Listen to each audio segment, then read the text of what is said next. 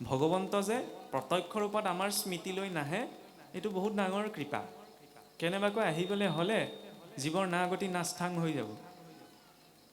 এই কথাটো আপুনি সহমত নহ'ব পাৰে, কিন্তু কিয় কোৱা হৈছে, আমি কেতিয়াবা ৰাস্তাইদি যেতিয়া গৈ থাকোঁ, ক'ৰবাত যেনিবা ধুনীয়া ঘৰ এটা দেখিলোঁ, ধুনীয়া ঠাই এডোখৰ দেখিলোঁ, পটককৈ চকুটো যায় নে নাযায়, বোলে ভাল লাগিছে দেই জেগাডোখৰ। ক'ৰবালৈ যদি গ'লে কোনোবাই ভাল কাপোৰ এযোৰ পিন্ধি আহে, আমি ভাল বেয়া পিছত সোধোঁ, কাপোৰযোৰ ক'ৰ পৰা ল'লে? ধুনীয়া গাড়ী এখন দেখিলেও আমি কওঁ গাড়ীখন ধুনীয়া লাগিছে। কোনোবাই দামী মোবাইল এটা ল'লেও তালৈও চকুটো যায়, নহয় জানো?